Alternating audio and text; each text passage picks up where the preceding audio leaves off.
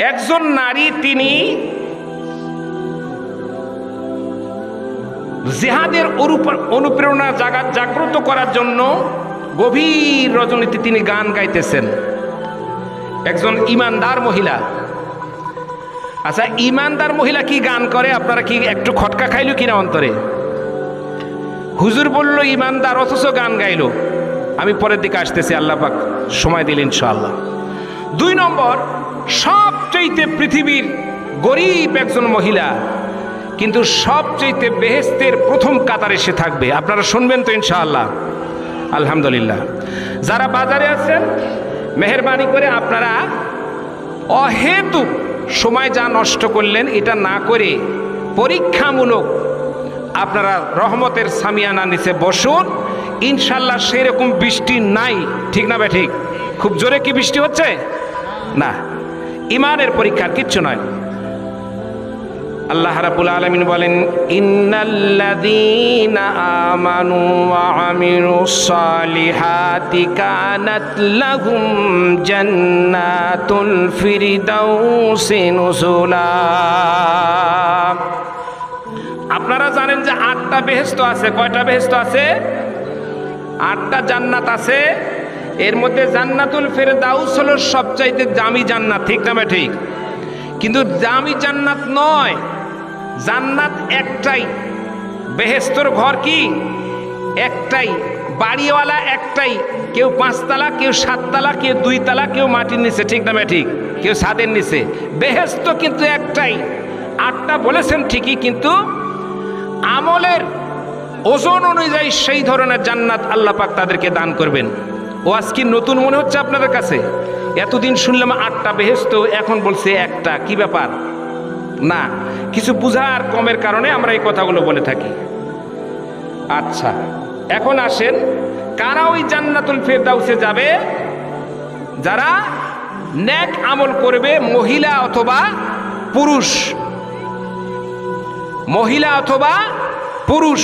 মহিলাও বেহেশতে যাবে, পুরুষেরাও বেহেশতে যাবে। মহিলারা যদি সংসদে যায়, তাহলে মহিলাদের জান্নাতে যাইতে অপরাধ কিসের? কথা বুঝেন না আপনারা? সংসদ ভবনে মহিলা, তারপর দেশনেত্রী মহিলা, তাহলে জান্নাতের সাইয়্যিদাতুন নিসা, মহিলাদের সর্দার নিয়ে আল্লাহ পাক বানিয়েছেন। এখানে কি আপনাদের কি কোনো সমস্যা আছে কথা বলতে? ভাইরা আমার, তো আমি আলোচনা লম্বা না করে সরাসরি আলোচনার দিকে চলে যাচ্ছি।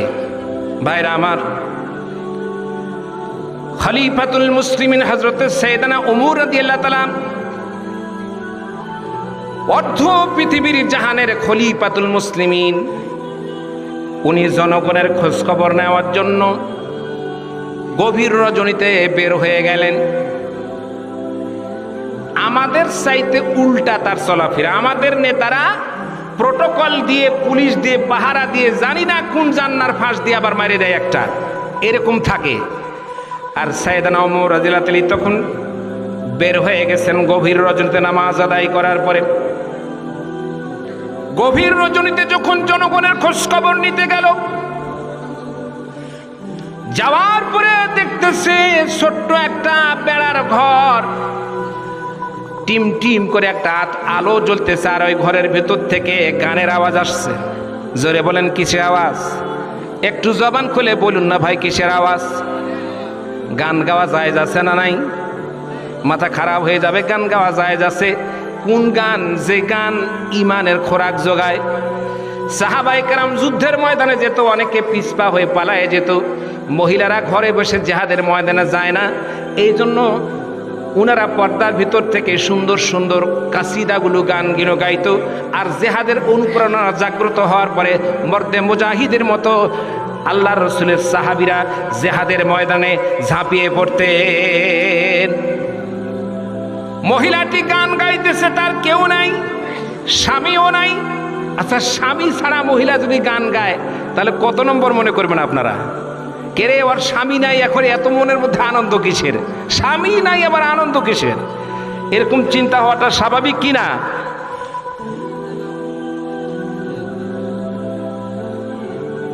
বলে দেন তো।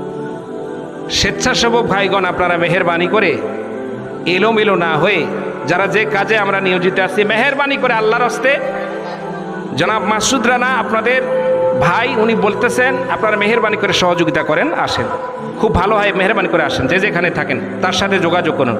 ভাইরা আমার, এবার আসুন আপনারা। মহিলাটি তখন রাত্রিতে টিম টিম করে গান গাইতেছে, আর তিনি গানের মধ্যে চাইতেছে, ভাই একটু ছাড়েন, হ্যাঁ আমার সমস্যা হচ্ছে, হ্যাঁ ঠিক আছে, হ্যাঁ ভাইরা আমার, মহিলাটি গান গাইতেছেন, আল কুসুদুস সুবুলি খুলুকিল বায়ানা, আল কুসুদুস সুবুলি খুলুকিল বায়ানা,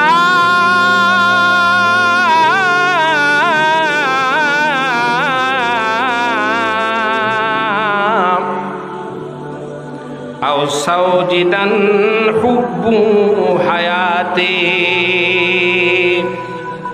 গানের অর্থ আপনারা বুঝবেন না, তার মানে মহিলাটা যৌন উন্মাদনায় পাগল হয়ে গেছে।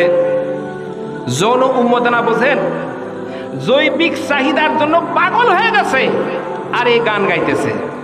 হযরত ওমরের কানে গানের আওয়াজ আস, রাগী মানুষ ওমর তখন মেজাজ খারাপ হয়ে গেল। গভীর রজনীতে মহিলাটা গান গায়, তারপরে স্বামী নাই, লজ্জা নাই, শরম নাই, বেহায়া। কেমন ধরনের মহিলা গান গায় যার স্বামী নাই? আর এই গানটা তৎকালীন সময়ের সৌদির লোকেরা গাইতো, যখন পুরুষকে তার কাছে ডাকতো চাহিদা মেটানোর জন্য, জৈবিক চাহিদা, দেহের চাহিদা মেটানোর জন্য, যৌন উন্মাদনার জন্য এই গানটা যখন গাইতো, পুরুষেরা তখন হাত পা ধুয়ে ঘরের মধ্যে হুজরার মধ্যে যাওয়ার জন্য প্রস্তুতি গ্রহণ করত। সুবহানাল্লাহ বলেন না? এখন মহিলা তো কোনো স্বামী নাই, এটা গান কার জন্য গায়? ব্যাপারটা কি? হযরত সাইয়েদনা ওমরের কৌতূহল হলো, মহিলাটার স্বামী নাই, অথচ এত গভীর রজনীতে গান গায়, যখন গোটা দুনিয়ার সারা শব্দ বন্ধ। কার জন্য মহিলাটা যৌন উন্মাদনার জন্য গান গায়? ওই গানটা তখনই গায় যখন স্বামী তার হাঁটুর উপরে মাথা লেগে দিয়ে যখন সলাপর্শ প্রেমের কথাগুলি বলে, তখনই গানটা গায়। ওমর উকি মেরে দেখলো যে এটা কি রে, বেড়ার ঘর পিছন দিক থেকে ধাক্কা মেরে লাথি মেরে ভেঙে দিল। ভেঙে দেওয়ার পরে দাঁড়িয়ে গেছে মহিলার পাশে। এই মহিলা, তুমি এত গান গাও তাড়াতাড়িতে, তোমার কি লজ্জা নাই, শরম নাই, বেহায়া মহিলা? তুমি কি জানো এটা ইসলামী পার্লামেন্ট? ইসলামী পার্লামেন্ট, এখানে গান গাও। আমার দেশের অনেক গায়িকা আছে যারা লক্ষ লক্ষ টাকা দিয়ে গান গাওয়ার জন্য আমরা নিয়ে আসি, তখন এত মাইকিং, এত ধরনের পোস্টার দরকার হয় না। যা টিএলবি মাহফিলে এত পোস্টারের পরও বাহানা দিয়ে মানুষ ভাগে বাড়ির দিকে চলে যায়, ঠিক না বেঠি? এই তো ইমানের পরীক্ষা। হ্যাঁ, বাবা তোর লাইগা রে, বাবা তোর লাইগা রে, মনে অন্তর জ্বালা রে, মনে হয় বুঝি যাই তোমার কাছে, বাড়ি ঘর ভাঙ্গা, বাবা তোর লাইগা রে। আছে আমাদের দেশে জমজমাট। এখন ডিজে আমার মতো মাওলানা ডিজে গান তার চলে বিবাহ বাড়িতে, কি ভাই ঠিক না ভাই? ঠিক। ভাইরা আমার, এরপরে তখন ওই মহিলাটা, ওমর দাঁড়িয়ে গেছে, এই মহিলা তুমি গান গাও কেন? মহিলাটি বলল, আমি গান গাইছি, এটা অপরাধ করেছি। তার আগে শোনেন কোরআনের ভাষা সে বলছে, তখন কথা বলতেছে। তিনি তখন বলতেছে সূরা লোকমানের 6 নম্বর আয়াত, ওয়ামিনান নাসি মান ইস্তারি সাবিলিল্লাহ, আল্লাহু আকবার বল, সাবিলিল্লাহি বিগাইরি ইলম ওয়াত্তাখিযা হুজুয়া উলাইকা লাহুম আযাবুম মুহিম।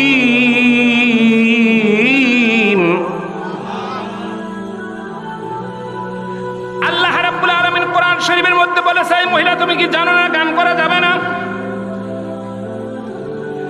এক শ্রেণীর লোক আছে যারা মানুষকে আল্লাহর পথ থেকে আল্লাহর পথ থেকে বিরত করে খারাপের দিকে আকর্ষণ করে। এই মেয়ে তুমি কি গান গাও, তোমার কি আল্লাহর কোরআন নিষেধ নাই? মহিলাটা তখন বলল, হুজুর আমি অপরাধ করেছি একটা গান গাওয়ার পরে, কিন্তু আপনি তো 3টা অপরাধ করেছেন, আপনার কি জ্ঞান হয় না? কাকে বলতেছে জোরে বলেন কাকে? সাইয়েদনা ওমরকে বলতেছে। মহিলাটার কাছে বলল, তাহলে অপরাধগুলো কি তুমি খুলে খুলে বলো, কার কাছে তোমার স্বামী নাই, এই অপরাধগুলো কার কাছে তুমি ব্যক্ত করবা, কার কাছে?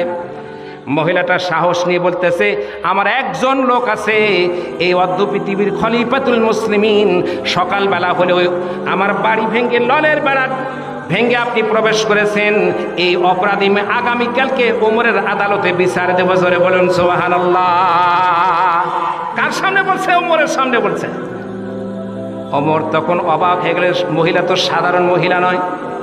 ধমক দিয়ে, বেটি আমারই তো উল্টা বলতেছে, এখন দেখি কি করা যায়। ওমরের পরিচয় দিলে তো আর বাকি কথা বলবে না।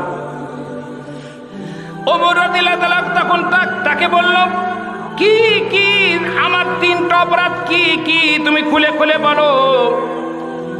মেয়া হযরত ওমর রাদিয়াল্লাহু তাআলার কাছে তুমি বিচার দিবে, ভালো কথা, কি তুমি বিচারের ছানি চাইবা? তিনি তখন 1 নম্বর বললেন সূরা বাকারার ওয়ালাইসাল বিররু আনতালা বিআমিন আজওয়াবিহা আবওয়াবিহা ওয়াতুল বুয়ুতা মিন জুহুরিহা। কোন মানুষের বাড়িতে যখন ঢুকতে হয়, সূরা বাকারার মধ্যে বলছে বাড়ির সম্মুখে দিয়ে প্রবেশ করতে হয়, পেছন দরজা দিয়ে প্রবেশ করা যায় না। এটা কি ওমরের জন্য না, আমাদেরও দরকার আছে না নাই? জোরে বলেন আছে না নাই? আজ থেকে আপনারা আমল করবেন, যখনই যার বাড়িতে যাবেন সম্মুখ দিয়ে বাড়িতে যাবেন, বাড়িতে সরাসরি ঢুকবেন না, অন্তত সালাম দিবেন। কি দিবেন? সালাম দিবেন। আল্লাহর নবী বলেছেন, নিজের মা যদি থাকে, সাহাবায়ে কেরাম বললেন যদি নিজের মা থাকে বাড়িতে তাহলে আমি কি করব? বলে তোমার মাও যদি তোমার বাড়িও হয়, তাও সালাম দিয়ে অনুমতি নেওয়ার আগ পর্যন্ত তোমার মায়ের কাছে প্রবেশ করো না। বউ তো আমাদের একটা ধরাবান্ধা আছে, এটা তো সালাম কালাম লাগেই না। কি চরিত্র আমাদের! মা পর্যন্ত, যিনি ধাত্রী, যিনি আমাকে ধারণ করেছেন, যিনি দুধ পান করেছেন, তার কাছে অনুমতি ছাড়া ঘরে প্রবেশ করা যাবে না। কারণ মা বেসতর অবস্থায় বাড়িতে থাকতে পারে, ঠিক না বেঠি? ওটা কি আমার জন্য জায়েজ হবে? মহিলাটি ওমরকে বলল যে আপনি হুড়হুড় করে বাড়িতে ঢুকলেন অনুমতি ছাড়া, 1 নম্বর আপনার অপরাধ। আমি গান গাইছি, ভালো কথা, 1 নম্বর অপরাধ, কিন্তু আপনার 1 নম্বর সিরিয়ালে এটা অপরাধ। 2 নম্বর অপরাধ কি? ওমর তখন বলছে, মা, ও মা। এখন মহিলা থেকে মা হয়ে গেছে। কি হয়ে গেছে? মা হয়ে গেছে। বলছে, মা, 2য় অপরাধ আমার কি বলো তো দেখি। মহিলাটি তখন বলল, 2য় অপরাধ হলো আপনার, 2য় অপরাধ সূরা নূরের 27 নম্বর আয়াতে তিনি বলেন, ইয়া আইয়ুহাল্লাযীনা আমানু লা তাদখুলুল বুয়ুতান গায়রা বুয়ুতিকুম হাত্তা তাতানিসু তাসাল্লিমু আলা আহলিহা যালিকুম খায়রুল লাকুম লাআল্লাকুম তাযাক্কারুন।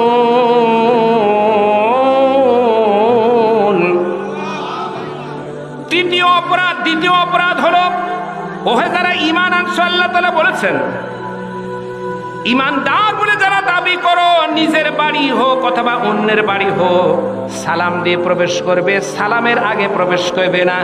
আপনি হুড়হুড় করে বাড়িতে ঢুকে গেলেন, একটা সালাম কালামও তো দিলেন না। কেমন আপনি মানুষ? ভাইরা আমার, সালাম দিয়ে বাড়িতে প্রবেশ করা এটা কি সুন্নত না মুস্তাহাব না কি? আপনার কি বলতে চাচ্ছেন? এটা কি পর্দা করা বা মানুষকে ভাবে ঢোকা? এটা কি কথা বলেন না, শ্রোতা আর বক্তা যদি মিল না থাকে তাহলে আলোচনা ঢুকবে না ভিতরে।